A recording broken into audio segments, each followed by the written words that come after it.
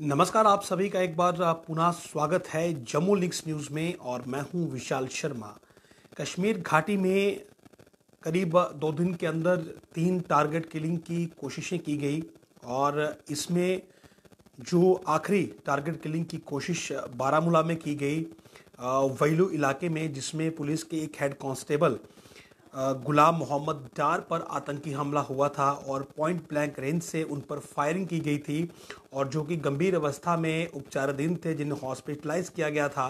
तो उनको लेकर अब दुखद खबर ये है कि इस आतंकी हमले में वो शहीद हो गए हैं, यानी कि इलाज के दौरान उनकी मौत हो गई है। बहुत दुखद ये समाचार है कि महज 2 दिनों के अंदर ही कश्मीर में जो टीआरएफ के आतंकी हैं, उन्होंने एक बार फिर से टारगेट किलिंग का सिलसिला शुरू किया और सिलसिलेवार 3 घटनाओं को अंजाम दिया, जिसमें सबसे पहले पुलिस के ही इंस्पेक्टर मसरूर अहमद पर ईदगाह श्रीनगर में उन्होंने पिस्टल से फायर किए थे, जिसमें कि वो गंभीर अवस्था में घायल हैं और अभी उनका उपचार चल रहा है। और दूसरी जो वारदात थी वो पुलवामा के नौपोरा में अंजाम दी गई थी, जिसमें यूपी का एक लेबरर मुकेश जो था वो मारा गया था।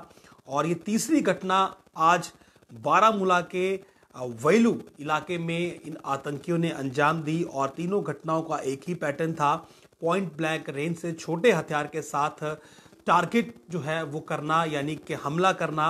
और अनफॉर्चुनेटली आज हेड कांस्टेबल गुलाम मोहम्मद डार इनका शिकार बने। उन्हें आनन फानन में जो नज़दीकी मेडिकल फैसिलिटी थी वहाँ पर एडमिट करवाया गया, लेकिन क्योंकि जैसे मैंने आपको बताया था कि पॉइंट ब्लैंक रेंज से जब हमला होता है तो आतंकी वाइटल ऑर्गन्स को टारगेट करते हैं, यानी कि चेस्ट के ऊपर के हिस्से पर ही ज़्यादा गोलियां चलाई जाती हैं। और ऐसे में अगर वाइटल ऑर्गन्स आपके पॉइंट ब्लैंक रेंज से डैमेज होते हैं तो चांसेस ऑफ सर्वाइवल, यानी कि बचने के चांसेस बहुत कम होते हैं। ट्रीटमेंट को रिस्पॉन्ड कर पाना उतना आसान नहीं होता है और अनफॉर्चुनेटली वही चीज़ें अब इस समय देखने को मिली हैं कि ये जो हमारे जम्मू कश्मीर पुलिस के हेड कांस्टेबल थे गुलाम मोहम्मद डार, इनकी मौत हो चुकी है, ये शहीद हो चुके हैं।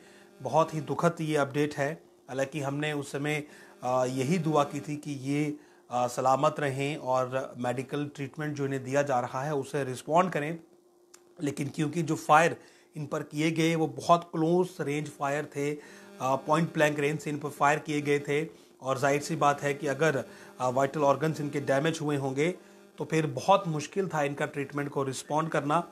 और वही चीज़ जो है वो इस समय देखने को मिली है। तो एक बहादुर सिपाही जो है वो कहीं ना कहीं खोया है। जम्मू लिंक्स न्यूज़ शत नमन करता है हमारे बहादुर सिपाहियों को। लेकिन इसके साथ ही जो कायर आतंकी हैं, जो कि इस प्रकार से सॉफ्ट टारगेट चुनते हैं, यानी कि किसी को घर में जाकर जो है वो मारना, या फिर कोई खेलने के लिए आया है, क्रिकेट खेलने के लिए आया है उसे जाकर मारना, या फिर कोई मजदूर जो कि मजदूरी करने के लिए कश्मीर में आया है, और विशेषकर जिन पर भी हमला होता है वो उस समय निहत्थे होते हैं, यानी कि वो पुलिस में तो हैं लेकिन उस वक्त वो ऑफ ड्यूटी हैं, उनके पास वेपन नहीं है और पीठ पीछे से आकर किसी पर हमला करना, गोलियां चलाना, ये कहाँ की बहादुरी है ये दुनिया जानती है। लेकिन शर्मनाक घटनाओं में कहीं ना कहीं जो सबसे बुरी और चुभने वाली चीज़ ये है कि किसी की जान जो है वो गई है। तो 2 मौतें जो हैं 2 दिनों के अंदर टारगेट किलिंग में जो है वो गई हैं। एक में जो बाहरी राज्य का यूपी का एक लेबर